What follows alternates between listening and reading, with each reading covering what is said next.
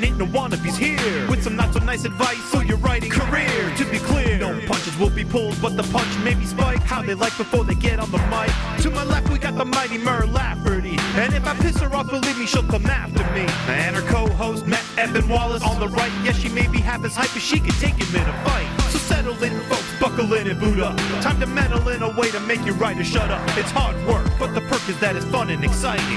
Facebook will still be there when you're done writing. Ditch Diggers!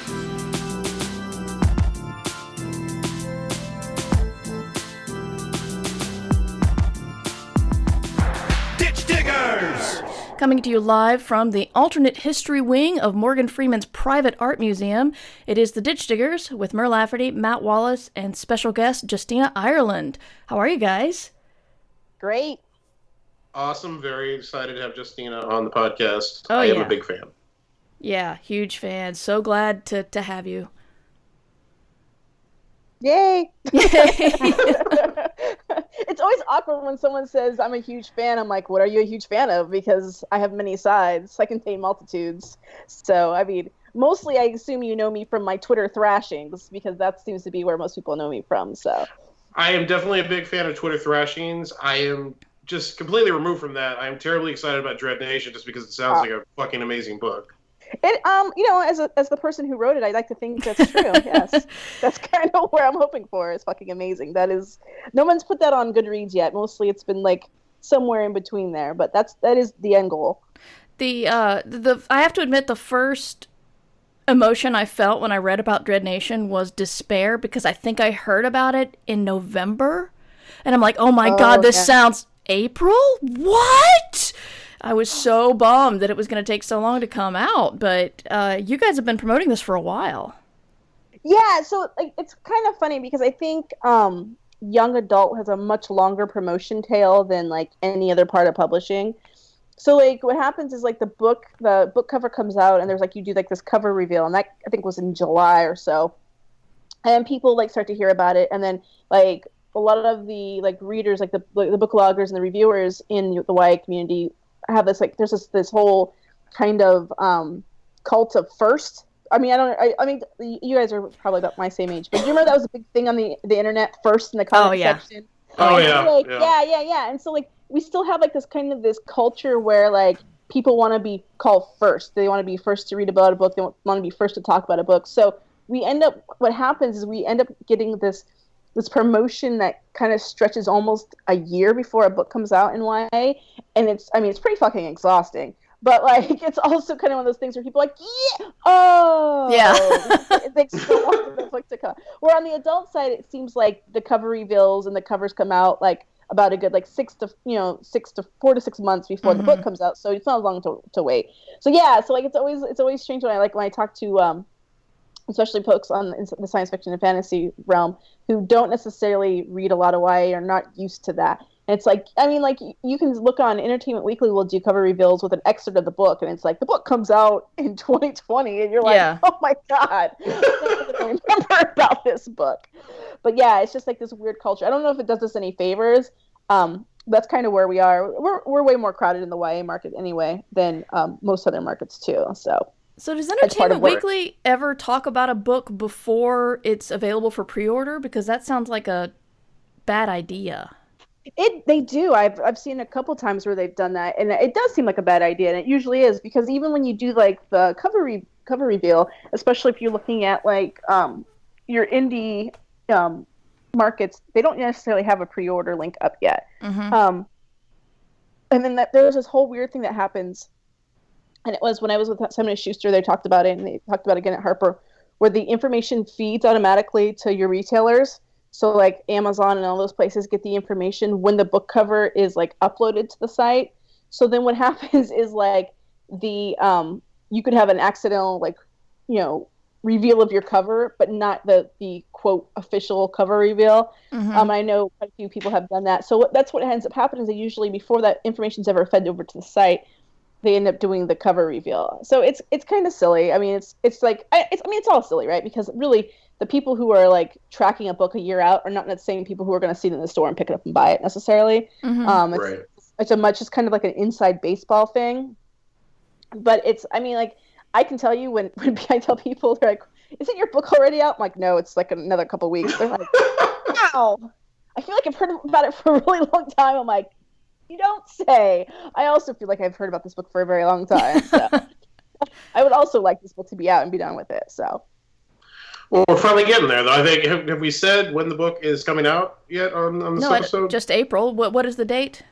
April 3rd. So Jesus will rise, and then the dead will rise. I like it. Yeah. The marketing writes itself on It that. does. It really does. Wow. I want to No, I talk think about. one of the. Oh, go on, Mer. I want to talk about your cover for a moment, and then we'll let you talk about the book. But your cover is unbelievable. It's just a gorgeous painting. Who did that? So the cover artist is David Curtis, and I had zero to do with it because my editor Jordan Brown came back and he's like, okay, this is what we want. We want this badass black girl on the cover and an American flag, and she's gonna be holding a sickle. And I'm like, okay, dude. Like he's like exclamation points and all caps letters, and he's like super excited about this book cover, and I'm like, okay, dude. Like because I'm just like. So my first book, Vengeance Bound, has such a terrible fucking cover. Like I look at that cover and it makes me want to weep and then die. And so like I just like every single time, like, you know, normally people are like really excited about covers. Like I've never been excited about a cover ever since that, because like when you get burned hard by your first book, you're kind of basically just resigned to always having terrible covers forever and ever. Amen. And so like that's kind of like, so he was really super excited about it, and like he was like, okay, we're gonna like, here's the 6 models you can choose from. I picked these numbers in this order. Like, give me your top 3. And I'm like, yeah, that sounds good, dude. So like it was like very much like, and he's like, okay, like give me some inspiration photos. And I was like, and then like I sent him some photos, and like they came back and like, okay, here's the mock-ups we have for like after they did, because they did a photo shoot, and they put this like beautiful girl in this beautiful dress, and then they had all these different poses, and there's poses of her sitting, and there was this poses, and then there was like that pose that ended up on the cover where she's like looking under, over her shoulder like, bitch, try me. And I was like, oh, it's so amazing. And so I was like, that's my favorite pose. And like, yeah, it just ended up coming together. I got finished copies last week, and it's the best, it's the prettiest book I have. It's got a deckled edge, which I mean, for me is like, I love deckled edges. And it's got like a little bit of gold foil on the cover, and then on the spine on the inside of the dust jacket. It's just a gorgeous book. Like the print inside is just amazing. It looks like it could have been printed during the 1800s inside. It's just like they went all out. Harper went all out. My editor Jordan Brown is like, he's like the dude. Like it's like, okay, we're gonna do this. This is what we're gonna do. And I'm just like, yeah, I'm tired, so you go ahead and you handle that business. I'll just be over here. I'm over here trying to figure out what I'm going to write for the next thing. And I lucked out. So my book comes out with Harper, but I'm at the imprint Balzer and Bray, and the team at Balzer and Bray has been amazing. My publicist has been amazing. My marketing has been amazing. Like this is like the Cinderella story. Like I will never have a publishing experience as amazing as this, and I kind of just am trying to like appreciate it, but at the same time I'm also kind of cynical, so I'm just like, okay, when's the bullshit gonna start? So I think that's a really well balanced perspective and the right one to have. Yeah. So you want to tell us about the black girl and the sickle? Like describe the cover? No, the book. The book. Oh, being clever. I was like, I don't know. She was a model we hired from. Like, no, that was a segue. We're not good at segues. No, we're not. We're not. I'm sorry. Okay, so the book is about Jane McKean. She's a biracial black girl who lives in the 1880s, and it's an alternate history where the Battle of Gettysburg ends in the zombie apocalypse. Because what better place to have a zombie apocalypse than a body-strewn battlefield? Yeah. And so it kind of changes the whole progression of history from that. So everything in American history tracks until 1863, and then after that, everything is impacted by the zombie apocalypse. So, for example, there's no surrender at Appomattox or the courthouse. Instead, there's this great compromise where Abraham Lincoln turns to Jefferson Davis and says, "You want us to help you kill all those zombies in the South? You need to surrender." Like so, like that. All these things kind of like trickle down from that. But for Jane, she exists in a system where kids of color, basically Native kids and Black kids, are required to go to school to learn how to kill the undead, because the undead are kind of like, at this point it's 1880, so it's, you're like about 17 years on, and the world's just kind of changed, and the undead are kind of more of a pest than an absolute like kind of global disaster. And so she goes to the school, and she learns basically etiquette and how to kill the dead, and how to use weapons, because her goal, based on the societal expectations, is to learn to become a, quote, attendant for a well-to-do white woman, which would mean she would help her do her clothing, help her like run her household, and then also protect her from the undead. And so that's kind of where we open up the story, where Jane is almost at the end of her schooling, and she has some friends who are ne'er-do-wells who kind of like get her roped into this conspiracy that's afoot in Baltimore.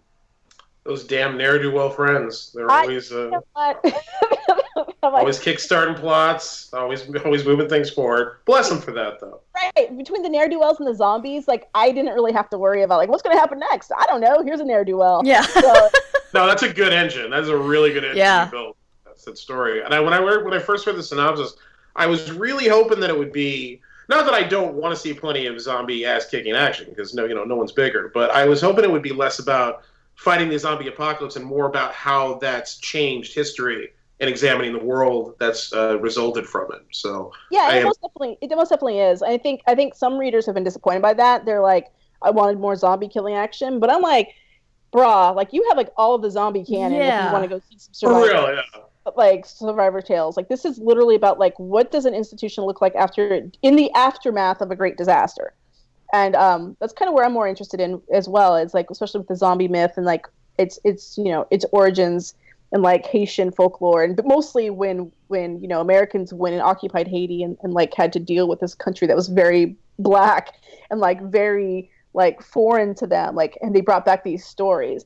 And so like I kind of was more interested on that, and like the kind of like the racist angle to the zombie myth that we don't really talk about than anything else. And so so it's like it's not really about surviving. I mean, there are zombies. I mean, they don't call them zombies, they call them shamblers, because that sounds old-timey. But yeah, thank you. But like, so like I think it's like it is more interesting because like to me a good zombie novel isn't about the zombies, it's about everything, but it's about how people deal with like a tragedy in their life, or they deal with that kind of upheaval of a system. And so in this case, the system's been there's been this upheaval, but the system has actually kind of remained the same. And that's kind of where I was interested in, because people always expect things to change greatly if there's a disaster, but what we see usually is that people become more true. Like, for example, after the hurricane in Houston, right? Like, Houston's like underwater, and like all these people are making money, like like off of this disaster, right? Because people who are going to make money are going to make money, right? They don't care about that your house is under 6 feet of water. They're still going to get paid. So like that to me has always been more interesting, especially like after the hurricane that hit Puerto Rico. You saw like that energy contractor who came back and was like, yeah, I'm gonna write this sweet contract with the government that was kind of like a shell game, right? Like, so you see that the worst was still going to come out of people. Like I know people like people are always, wow, you're so cynical. I'm like, I'm not cynical. I consider myself a realist, because I think if you know what to expect from people, you're never disappointed.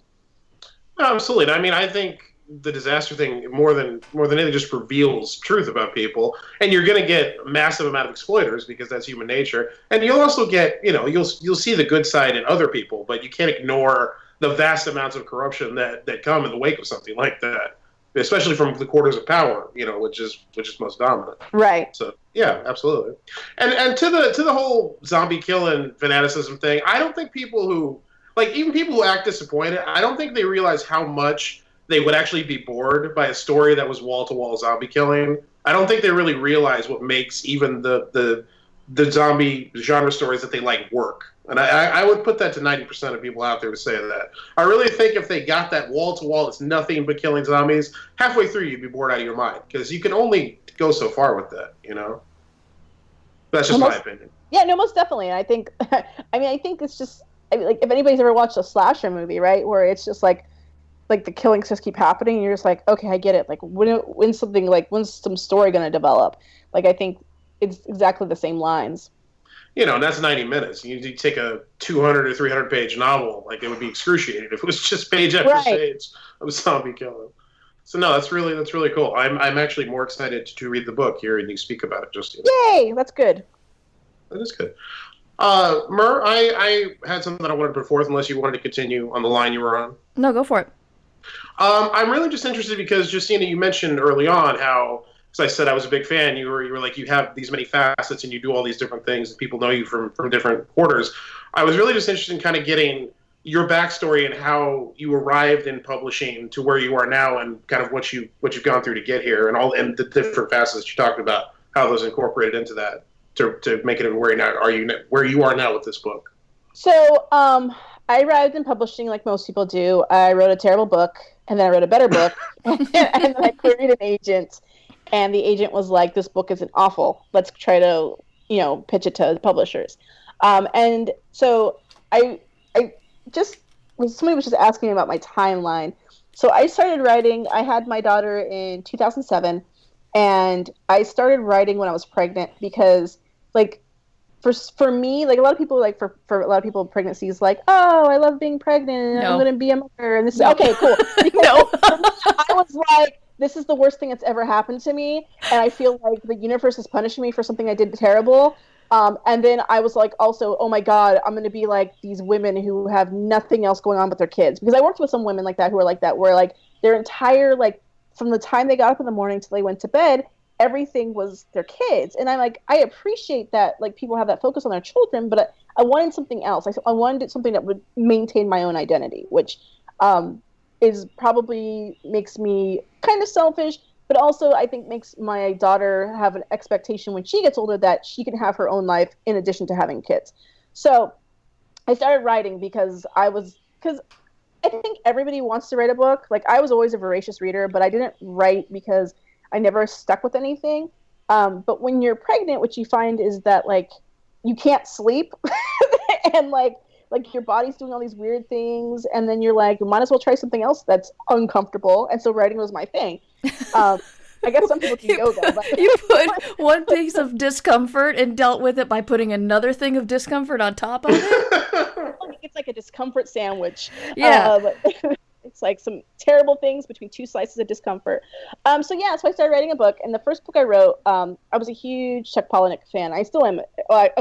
I'm a huge fan of Chuck Palahniuk's earlier works. I think his newer works are pretty fucking awful. I was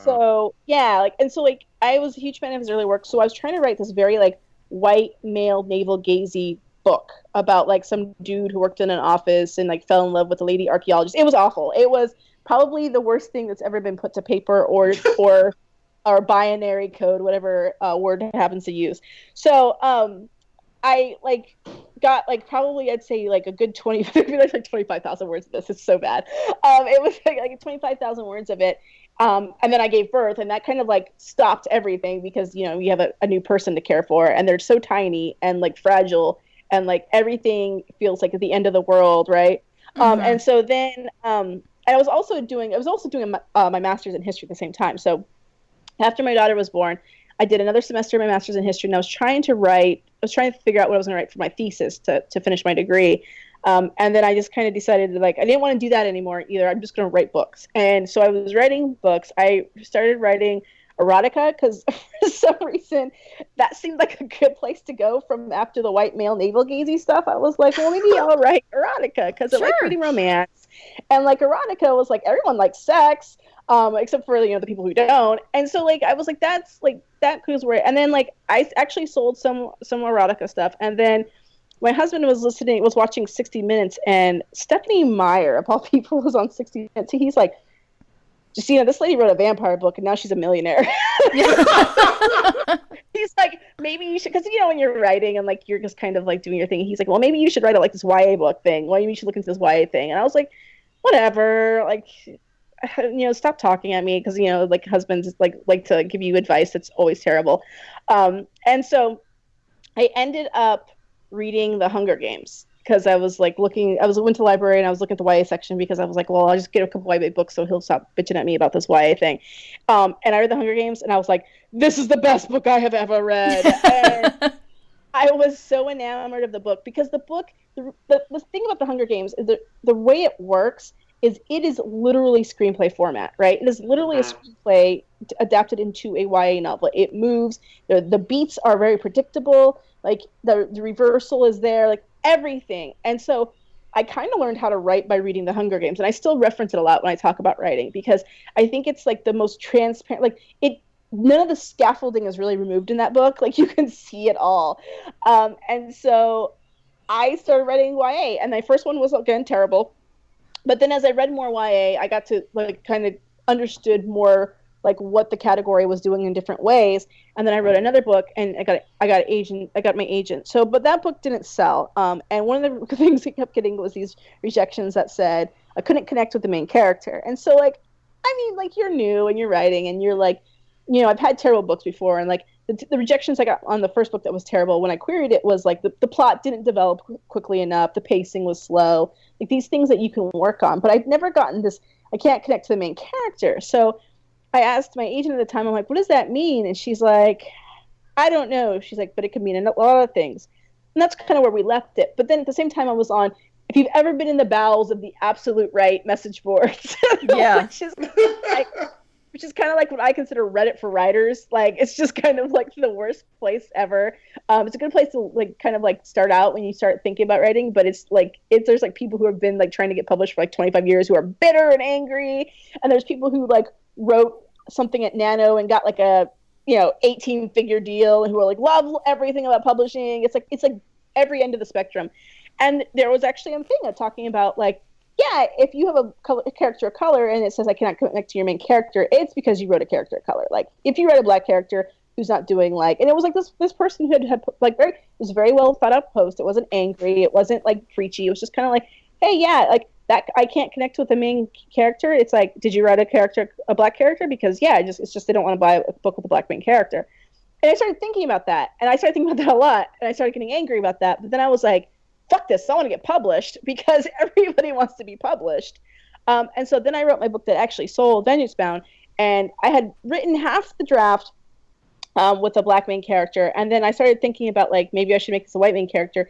And then I also realized there was a lot of stuff I wouldn't have to address if I had a white main character. Like in the book, she lives in a very rural area, and she goes out at night and kills dudes.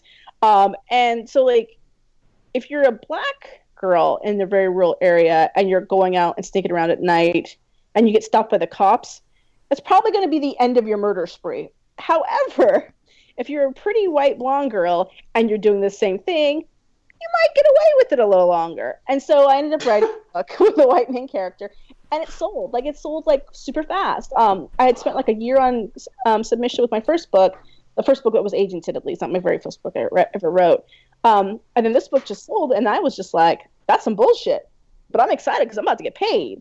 Right.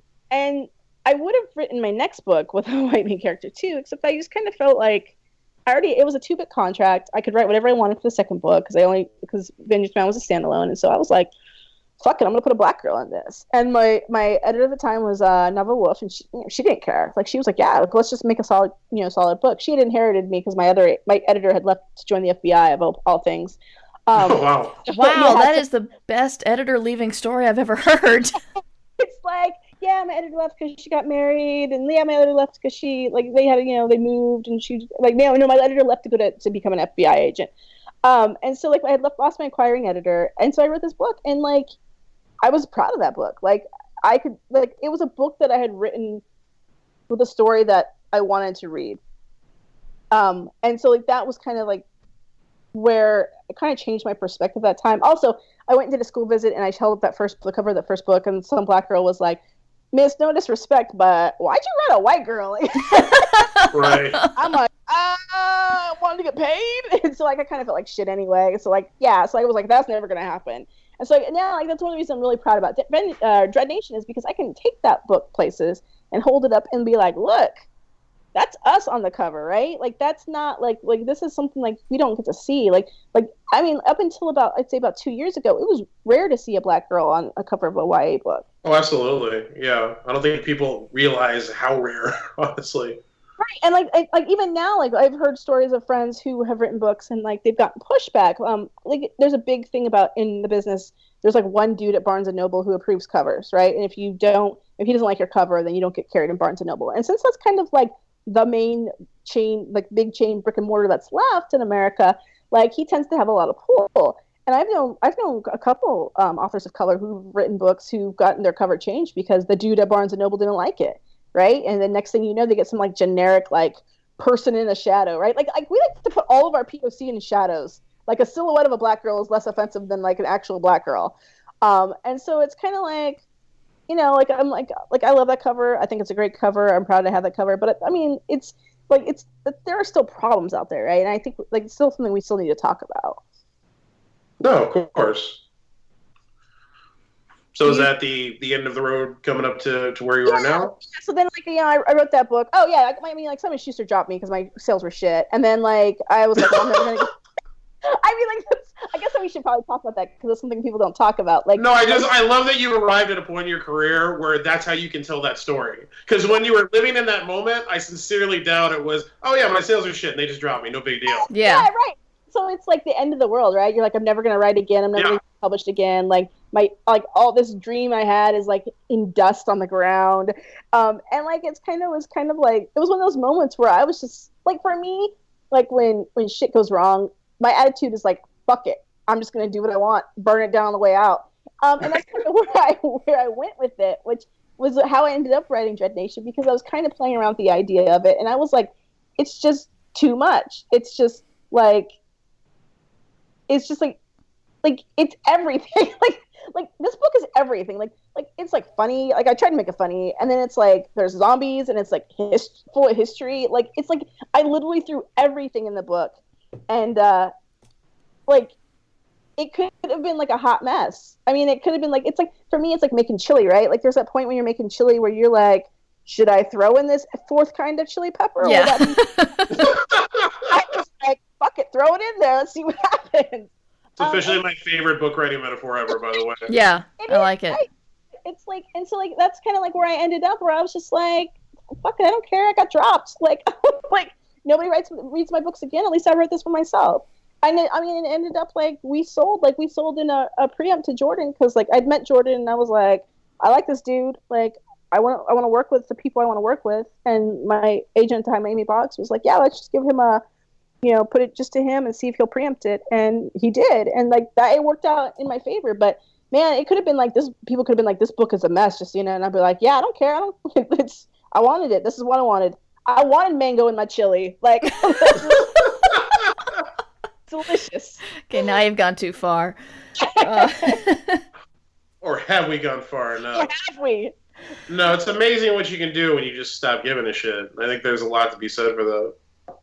I know. I think it's hard to tell people who are trying to get published, like, you can't give a fuck about the market, because like what ends up happening is like you get obsessed. Like, how many people do you know who are like, even in publishing, they get like those publisher marketplace deal emails? I was like, there is nothing that's going to kill your creativity more than seeing all the other shit that's selling, right? Mm-hmm.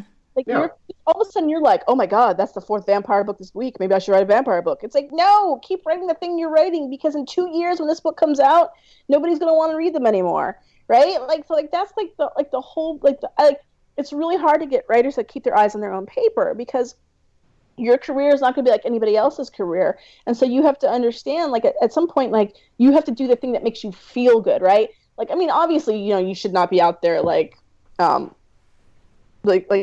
burning shit to the ground if you don't have to, like, in a super unprofessional manner. But like, if you feel like you need to say something, say something. Like, if you feel like you need to write like a certain story, write that story, because it's at the end of the day, it's going to be all about the execution, and you can't execute a plan that you're not fully behind. And I think that's for me, like, when people are like, oh my gosh, do you recommend like subscribing to Publishers Marketplace? No. Stay away. Like, that will make you crazy. Like, you will just spend all of your time like cutting out and like gluing like the Publisher Marketplace announcements to your wall, and like trying to connect a string of like what the next trend's gonna be. It's like, if publishers knew what the next trend was going to be, they'd all have New York Times bestsellers, right? We don't know what's going to pop. Yeah, nobody knows anything. Well, what gets me is that nobody actually seems to have the ambition to create the next trend.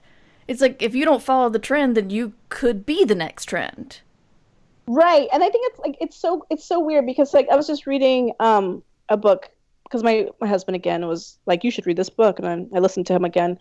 I don't know. Anyway, so my husband was reading this book called The Hitmakers, I think, and it was like about how things become hits. And one of the things they talk about, they're like, nobody wants something that's completely different. They want something that's kind of familiar but also different. And I was like, what the fuck does that mean, dude? Like, this guy wrote a book and got to publish a book, and like, I'm pretty sure it hits the New York Times bestseller list by seeing a whole lot of gobbledygook.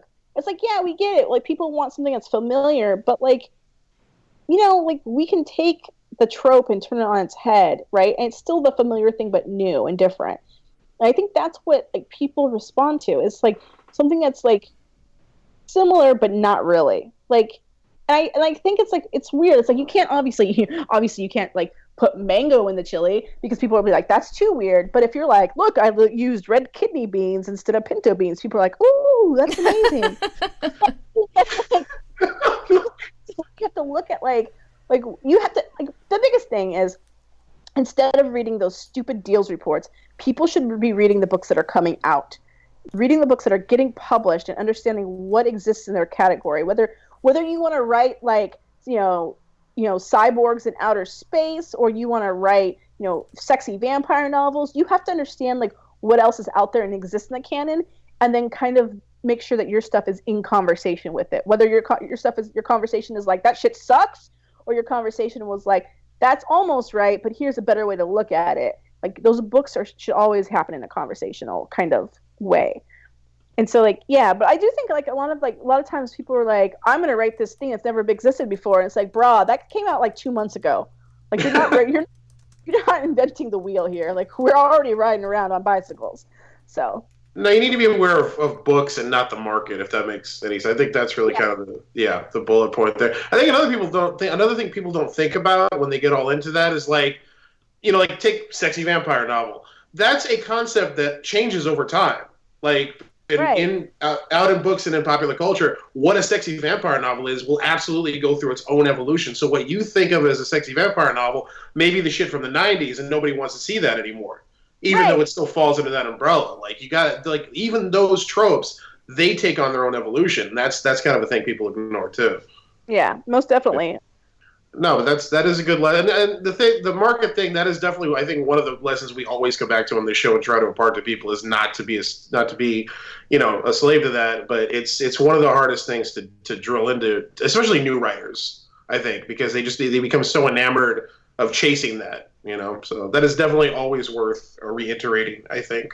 Justina, I got one question I really want to throw at you, especially after everything we just went through. This is a broad question, so take me if you need to. If today you could change one thing about how the publishing industry does business, you have the power and the ability to do it, what would that one thing be? Where would you start? Oh shit. Yeah, I'm putting you on the spot. I apologize. Yeah, that's like a huge thing. It is. It's a hard thing to still have. Yeah. No, I know it is a hard thing, but I think the one thing I would change, if I could change anything, is I would eliminate some of these mega huge deals we see in YA, and change the model so that we give authors more than like 2 books to establish a career. Like, I don't think. Like the two, like, so when I first came into YA, was first published, I got a 2-book deal, and I got a 2-book deal, but mostly everybody else had gotten a 3-book deals. Some people had gotten like 4-book deals. Like, this was 2011, right? And it was very like de rigueur that you would get you would write a trilogy. Everything was a trilogy. Mm-hmm. But like a trilogy doesn't necessarily help you build an audience the way 3 standalone books would, right? So like 3 standalone books, there's like 3 opportunities to get people to come to read what you're putting out there. A trilogy is one opportunity, one really long opportunity, because it's one trilogy. And so like I think when trilogies started like kind of falling out of favor, publishers decided, okay, we're going to go down to 2 books. So now everyone's writing duologies, which is still really only one chance to tell a story to an audience. Yeah. So like I really think like I would love it if the market would kind of give authors like 3 books, but kind of skew away from that trilogy, that really long YA story, and kind of like 3 distinct opportunities to win over an audience. I do think like publishing has a tendency to feel like they're giving writers an opportunity to build a market when they aren't. And I also think having these mega huge deals ensures that like all of the marketing money goes to 1 or 2 books, and then everybody else in that season is kind of fucked. And like I think it would be better to like, hey, maybe we spread the marketing. And I understand like if we do that kind of socialist peanut butter spread of everybody, like if it gets a little bit, then it's probably not going to move the needle very much. But I think what would actually happen then is the truly great books would truly rise to the top, right? Instead of like right now we have a kind of a trend, especially in YA, where the book that gets the most money is the one that is going to hit the list. Not necessarily the best book of the season, right. Just the one that gets the most advertisement, most attention, because that's what people are going to know. And so like I just think it's kind of we're to the point where it's just we're not necessarily elevating our best books all the time. We're elevating the one that went to the editor who has the most seniority, or the editor or the imprint that, you know, put all their marketing money behind the one book instead of the other 8 books, whatever. So that's kind of what I would like to see. I would love to see publishing kind of like you know, I guess that's 2 things really. Spread their marketing love around so that everybody gets something instead of like people get a lot and a lot of people get nothing. And then also give authors a chance to like build an audience, because I don't think you can. I think the people who are like New York Times bestsellers with their debuts either have a lot of marketing behind them, or they're the exception, not the rule. Yeah, and that's just kind of where we keep landing. No, I completely agree. I think that's really astute, and it's interesting when you were talking about your path before, and you talked about how you got your 2-book deal, but the first book was a standalone. The second book you could write anything you wanted. I was like, in my head, I was like, wait, was that? Oh yeah, that was a thing, wasn't it? That's a thing that could happen. That is a thing. Yes, you can actually have books that are not related to each other. But that's such a healthy thing too, because again, it gave you the freedom to do something different and to do something else and show people what else you had. And I think definitely more authors need that, especially new authors. I think need that opportunity. For their own growth, yeah. And one of the things that's like one of the things that happens also is like depending on who your editor is and how long they've been in a business, they might give you good advice. They might give you really bad advice. So Jordan, for my second book when I sold Dread Nation, it was a 2-book deal. For the second book on the contract, he was like, you know, you can write something else. We don't need a sequel. And I was like, cool. He's like, because you know, sequels aren't necessarily selling as well unless the first book has a significant buy-in. Blah blah blah blah. And I was like, cool. So I was totally going to write something else. And then like about 4 or 5 months ago, he was like, hey, you're doing a sequel, right? I was like, wait, what? No. And he's like, yeah, I think we want a sequel. And I was like, son of a bitch. So now Dread Nation gets a sequel. It was originally designed to be kind of a standalone. It definitely has an open ending. I like open endings. Me and Edgar Allan Poe, we rock that way. But like I do think, oh, Kat, come on. Sorry, Katz wants to also chime in on his opinions on publishing. So yeah, it's like I think it's one of those things that I don't know. Like I like the idea of a story being over after, you know, those 3 acts and we're done. But I think a lot of people, especially in the YA category, people want more. People want to spend some time with characters. So I mean, people have always they always love coming back to. I mean, a mass audience loves coming back to a character. That's how you can have, you know, 50 novels about a forensic pathologist or a burnt out, you know, middle-aged white dude detective, because that's a thing people enjoy. But I have one standalone novels. Yeah. That actually that does lead into the next thing I wanted to ask you, which is kind of going forward with your career. Do you have a vision for it? Do you have a plan for it, or are you taking it, you know, Dread Nation to sequel, and then you'll see where you go from there? Oh fuck no, I don't have a plan. So I have a 3-book contract with Tor that I keep telling people, are like, what's it about? I'm like, it's cyborgs in space, lesbian cyborgs in space. And that's basically as much as I have on that plot. Like I wrote a draft and then I hated the draft and then I sent it to my editor at Tor, is Miriam Weinberg. I sent it to Miriam and she was like, this is kind of a garbage fire. I'm like, yes, I know, it is a garbage fire. Let's talk about bless that. Editors. Yeah, let's talk about that in the spring. So like that's I do have that to write. Right now I'm working on a super secret project. And then once that's done, I will be writing the sequel to Dread Nation. I mean, like I have, so I don't write in like any kind of linear fashion. Like this is kind of like my cross to bear. I like to write like the first 30,000 words of a story and then just leave it to sit and then come back and like finish it once I know in my brain like how it was going to progress, because I'm not an outliner. I don't write synopses. I'm totally an exploratory writer, and I think even when I've tried to outline, what ends up happening is I get like 10,000 words into an outline and I'm like, this is garbage. I hate this. I hate everything about this. So like that time is like, so for me it's like it's about time. Like I am not like I am going to be the person who has to put out a book a year, but I'm not going to be happy about it because I would rather put out a book like every 3 years. But then you can't eat if you do that. So Yeah. good luck with those bills. And my mortgage doesn't, pay me in tweets. They don't care about retweets. Yeah. They won't accept that. Sadly, Yeah. So like I do think like I do know I do have books on contracts that I have to write. But at the same time, I'm kind of like, I might give Miriam something new. I might be like, hey, here's something completely different. Because I think like most people, I have more ideas than I have time to write them. And not every idea I have is a good idea. And that's why I like writing that first 30,000 words. Because sometimes you write that first 30,000 words and you're like, this shit's not going to go anywhere. Like, this is not a 100,000 word idea. This is like a 10,000 word idea. Right. You got a great premise and no story. That's usually where I find myself. Yeah. With those kind of things. Yeah. Write a short story and then you're done, or like try to mash it up with something else so it says more. So yeah, it's like my goal is honestly just to keep writing books. Like I know a lot of people are like, I'd like to have movies and television shows and New York Times bestseller. I was like, dude, I'd love to make the New York Times. Like that would be awesome. But at the same time, I can't control that. All I can control is my writing, and I just want to put out good books. Like after I put out a shitty book, it didn't sell, it sucked. I'd rather not do that again, right? Like that's really my career. Like I just want to put out good, solid books where people like, this is a good, solid book. I'm like, awesome, that was my goal. No, I like hearing that. I think it's important for newer writers to hear that too, because I think we assume, when I say we, this is all just me filtering my own stuff. But I think we look at other authors, especially on like social media. We look at other authors on Twitter. Because authors never seem more together than the authors who seem together on Twitter. But you look at authors you think are successful, who are really good, and you tend to assume that, man, they have their plans so put together. They know what they're doing all the time. Their brand is so polished, and their timeline is just filled with all this cool stuff. Like they must get up so early in the morning.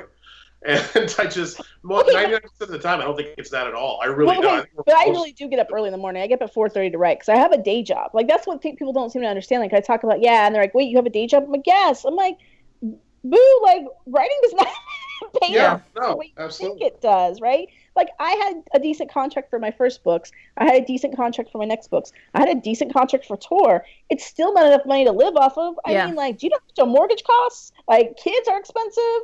Like I got student loans, like I have all the debt. Like I still work a day job, and I will until like I have a book earn out, and I haven't had a book earn out, and I might never have a book earn out.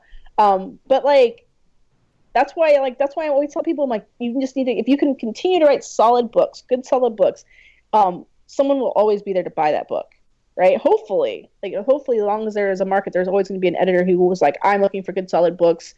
I'm not looking for like a sexy trend or something that we can like try to spin into some sort of like, flavor of the week. Like, and that's really where I think people need to be focused. Like, I think there's a lot of organizations that are going to teach you how to get published, but publishing is not the goal. Writing a great book should be the goal. And I think that it took me a long time to realize that. I think it takes a lot of people a long time to realize that. I was lucky enough that I did get an opportunity to be published again after I realized, hey, publishing is not the goal. Writing a great book is the goal. So. No, that's dead on. And I think it's almost like you have to, it's almost like the Matrix at this point. It's like you can't tell people what it is. They have to go through it themselves. You actually have to go through you have to go through being a published author for a while before the gestalt of being published kind of wears off and you realize that's never the end game. That honestly, it's not it's hard to get published. I'm not saying it's not, but it's not that hard to get published, and it's certainly not the end game. It's not what gets you there. Right. I always think it's funny when people are like, oh my God, you have a published book. I'm like, brah, everybody's got a published book. Yeah, like, exactly. Like like I can't go anywhere with people without people telling me about their cousin who wrote a book, right? Like, so Yeah. like, I'm like, just like everyone's got a book. Like the difference is like, is your book solid? Did your book get some decent reviews? Did your book get somebody like, get librarians talking about it and get teachers like for YA, we have the librarians and the teachers who are the gatekeepers for most kids before they'll read a book. So like you have to get through them and you have to have them understand and enjoy what you're putting down before you can even get to like an audience of kids. No, absolutely. And it's just, it's really hard to explain to newer authors, like, there's nothing sexier than a good selling back catalog. That just doesn't sound as sexy as like the big 6-figure advance. That's what everybody focuses on. But like, that's not going to get you to next year. Where's your money coming from next year? Like the book has to sell, and then you have to stack a bunch of other ones that sell, and then that's how you actually have income. It's just it's ridiculous how hard it is to get people to understand that. Again, it's that Matrix thing. It's like, I think you have to go through it to some extent before you really get that sense of it. But that's so important. That's education right there. That's the education we need. So that's I thank you for hitting on that. The day job was the thing I was going to ask you about next. So thank you for covering that, Justine. Yeah. Woo-hoo. Yeah, I have a day job. I'll probably have a day job for the foreseeable future because health insurance is awesome. Yeah. No, I feel like I work in marketing every day. I live in Southern California. It is ridiculously expensive just here. So there is no advance that will get me to quit this job again, unless I have a really sexy back-selling catalog. Right. I'll be working in marketing for a while. And there's nothing wrong with that either, That's the other thing, the stigma around that. Like, if you have that day job, you somehow will never qualify as a real writer, whatever the hell that is supposed to mean, is another thing we need to do. We need, dissuade people of immediately. I wanted to ask about a lot of you have a very active Twitter account, and you brought up something recently that you said got you some heat, but it was about giving writers of color advice on writing via the white gaze. So can you talk a little bit about that? Because I thought your take was interesting. Yeah, so like I think there's this idea. So there's this conversation that happens, especially in communities of color. I know it happens all the time in the Black community, and I've never been on a panel where it didn't come up. This idea of whether you do for oneself, right? You create your own kind of marketplace and way to distribute the art, or you learn to kind of navigate a very like wholly white owned industry. Because publishing's super white. I don't think it's any surprise to people it's super white. If you go to a single writing conference, you realize it's super white. And I think we still have a lot of people who came up in like the 80s and 90s who think it's racist to point out that people are white or black or whatever. But dude, I'm black. I know I'm black. If you say I'm black, I'm not gonna get upset because I know I am. And I think when we talk about navigating publishing spaces, if you want to be traditionally published, you have to understand that you're going to have to navigate a lot of white readers. And I'm not talking about white readers as an audience or as like a market category. I'm talking about your agent, your editor, probably your marketing people, probably your publicist. All these people have to read your book. All these people have to take something away from your book. So when you're writing, you have to consider the white gaze. And that doesn't mean you center white beliefs or white cultural norms. You just have to consider them. If I say a certain thing in dialogue, who is going to get that? Is there enough context around it that a white reader can understand it? Do I want a white reader to understand it, right? Do I want to make that effort? I would say if you want to be traditionally published, you are already saying, okay, I'm going to understand that I have to navigate the white gaze. And I think there were some people who were upset by that because they were like, you always say authors of color should get a place at a table. I'm like, I'm not telling you shouldn't have a place at the table. I'm saying this is a thing you have to consider.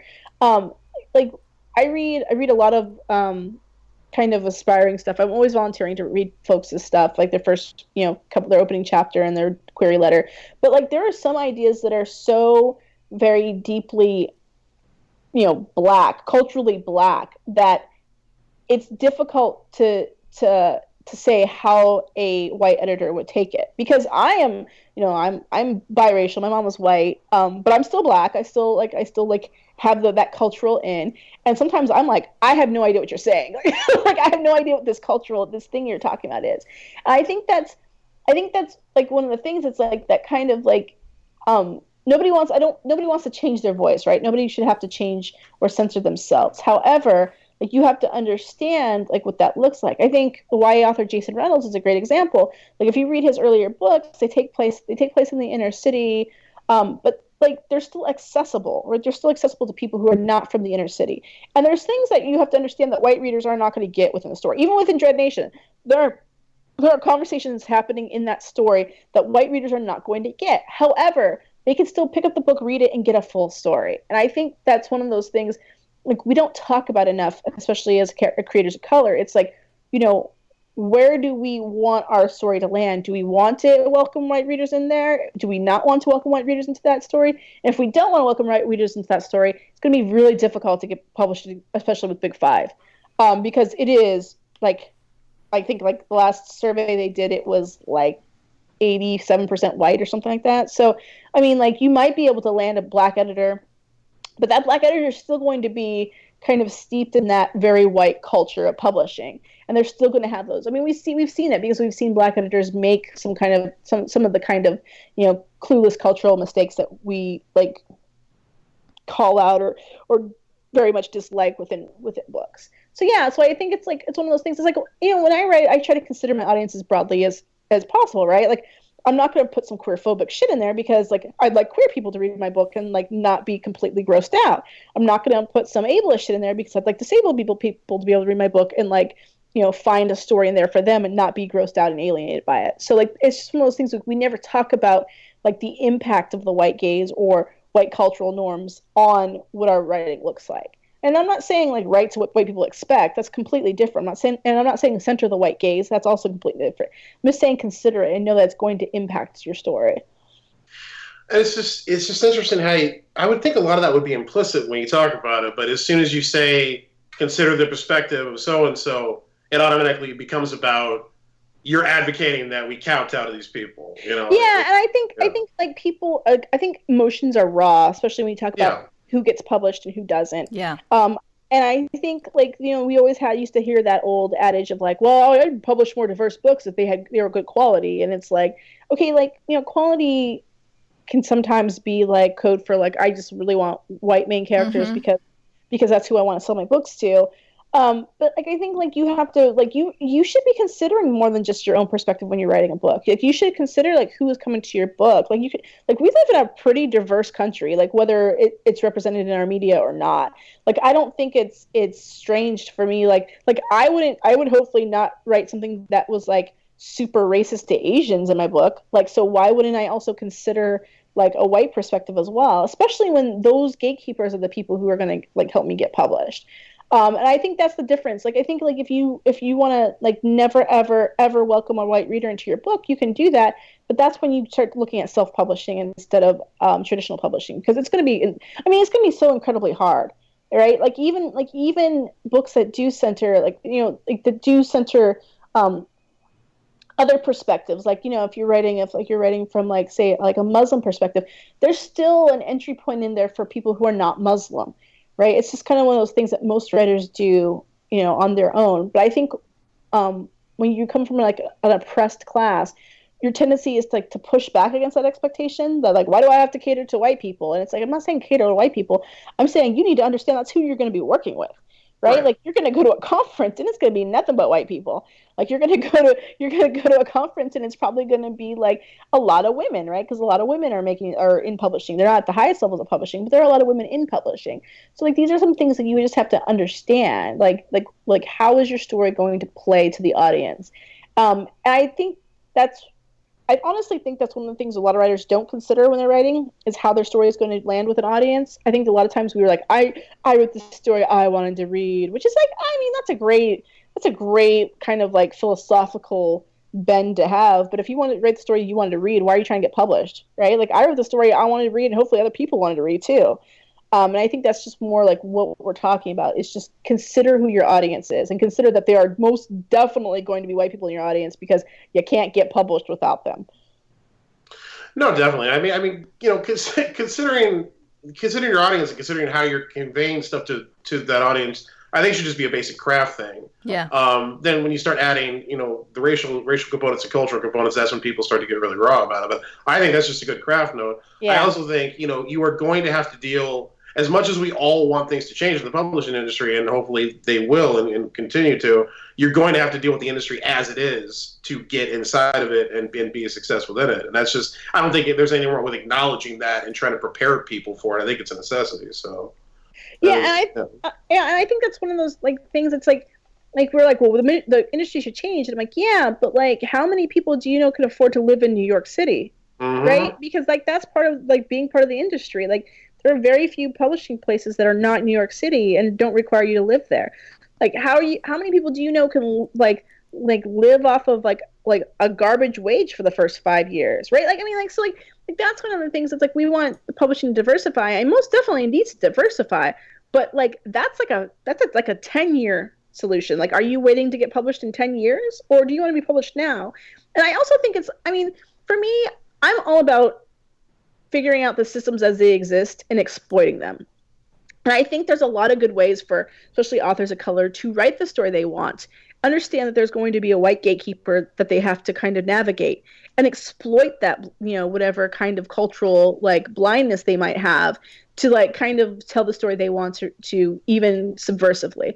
It's one of those things children's authors do all the time. We subvert the gatekeepers. We put in closed door sex scenes, or you hint at a deeper meaning on the page than what's actually stated on the page, just to navigate those gatekeepers. Mm-hmm. I just think it's one of those things that people, especially when they're early in that publishing quest, they're not necessarily they're considering their audience is always going to be like them. And the same way I would like white authors to consider that their audience is not going to be 100% white people. I think authors of color need to know hey, now you're going to have to navigate that kind of maybe not culturally aware white person, especially because there's nothing that requires white readers to understand any other culture but their own, because they do have so much to read, and they do have they are centered all the time. So yeah. No, I think that's really great stuff, and a lot of really good necessary lessons in there. Yeah. Murdy, do you want to follow up on that before we start to have to unfortunately look towards wrapping things up? No, I just want to say that you got a book trailer going on in front of Black Panther in a couple of theaters, and I think that's possibly the coolest thing I've ever heard. So congratulations. Thank you. Yeah, no, that is amazing. Yeah, I was surprised. So it's kind of funny because back to me, whatever, dude. My editor was like, we're gonna do a book trailer for you. I'm like, yeah, I'd rather you not. And he was like, what? I was like, yeah, your book trailers kind of suck, guys. Let's be real. There are a lot of terrible book trailers, and all I could think of was what kind of shenanigans are they gonna come up with? But luckily, my marketing person is a Black woman, and she came up with this bomb-ass book trailer. And then the book trailer, the teaser came out last week. The full trailer will be out on. I guess in the future, by this time this airs, it'll probably already be out there. And it's amazing. It's amazing. She did an awesome job. She had a great concept. The videographer did a great job. And I was just like, damn, okay, I guess it's okay. I guess it's a good book trailer. I was wrong. I was wrong. I'm always I will admit when I'm wrong. And then she was like, oh, by the way, we're going to put it in front of Black Panther. And I'm like, okay, now I'm dead. And there's nothing, Dude, else congratulations. That is awesome. Yeah, it's super exciting. Hopefully people go buy the book because I got bills. So. Yeah. All right. I don't think that can hurt. Yeah. No, I really don't. No. Do we want to go to a couple of questions? We have no Twitter questions because we're recording on Sunday. Yeah. So we got a lot of retweets of me soliciting questions and no actual questions. Yeah, appreciate that, but didn't get any questions. We should do a feedback episode soon. I just want to comment. Because there are going to be, here's the thing, there are going to be questions. A couple hours from now, they will start coming in when they're of no use to us anymore. That's what always happens. So we'll have to do a feedback episode. But I do want to do one comment from last time where Margaret Killjoy was posting, and we need to have them on the show one time because they write amazing stuff and they got really cool stories, such as, I rode freight trains and traveled broke for years. My grandfather rode great freight trains to find seasonal labor. General understanding is a hobo travels and works. The question was, is hobo pejorative? That's what we were discussing a couple of episodes ago. Hobo travels and works. A tramp just travels. A bum neither travels nor works.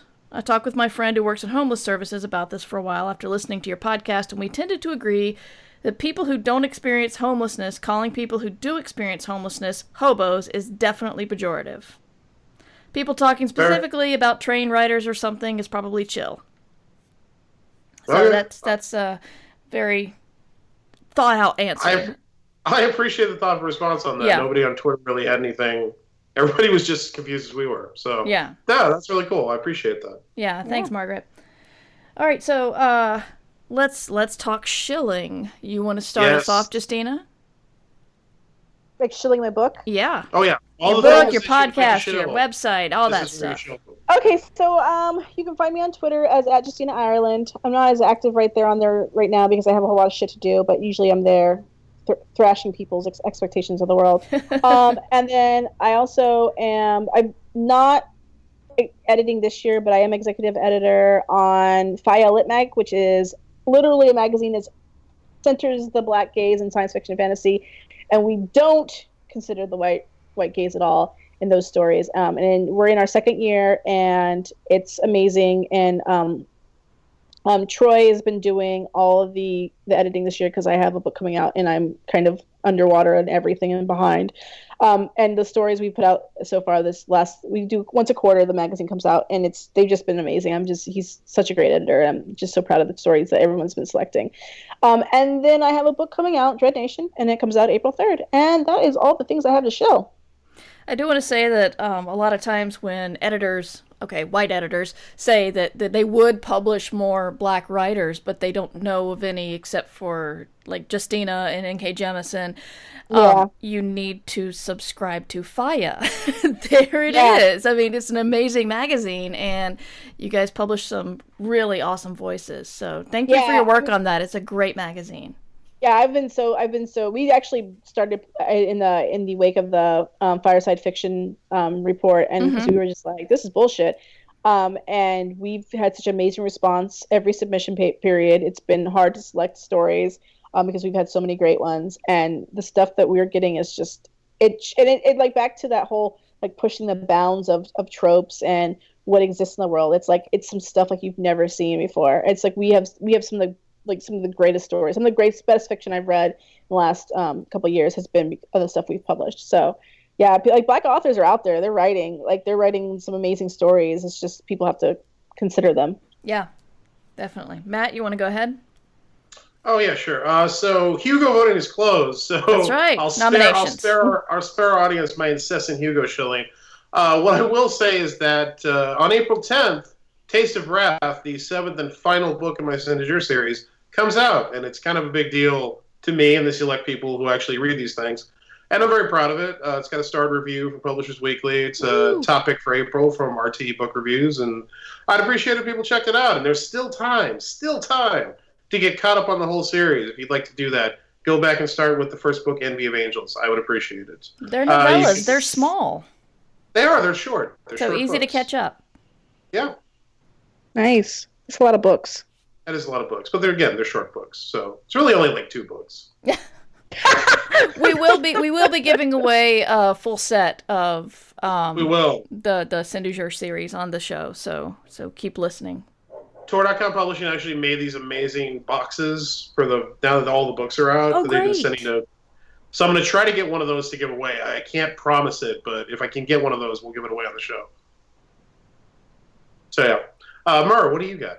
You got stuff. I got stuff. I got a book called 6 Wakes about clone murders in space, and that's for sale. And I got a book about writing called I Should Be Writing that is heavily based on my other podcast named I Should Be Writing. I'm also the co-editor of Escape Pod, which does fun science fiction over at escapepod.org. And the problem with wearing a lot of freelance hats is you forget stuff. It's kind of embarrassing. You used to have a list. What happened to the list? The list is somewhere under the papers on my desk. I should make a new list. I'm going to write that down. Make a new list. Make a new list. I can put it on my list. Make a new list. But if you want to see Matt's very carefully written show notes, you can go to merverse.com and you'll see it all there. And I'm on Twitter at Mighty Mer, and that is about it, I'd say. I like how you were humble enough not to mention the Philip K. Dick Award nomination and the Nebula nomination that Six Weeks got. Nice. Yeah, okay. Look, if you don't toot your own horn, nobody else will, except maybe Matt. Yes, Matt is very good at I'm not always going to be around, Mer. I'm not always going to be around. I've been hitting the head a lot in my career, so you need to learn to do this stuff. All right. All right. You hold my hand. You don't need it. You still don't need it. Okay. The Hugo and Philip. No, not Hugo. I'm writing that down, cutting that out. It will be the Hugo because hashtag 6 Weeks hat trick. I don't want to.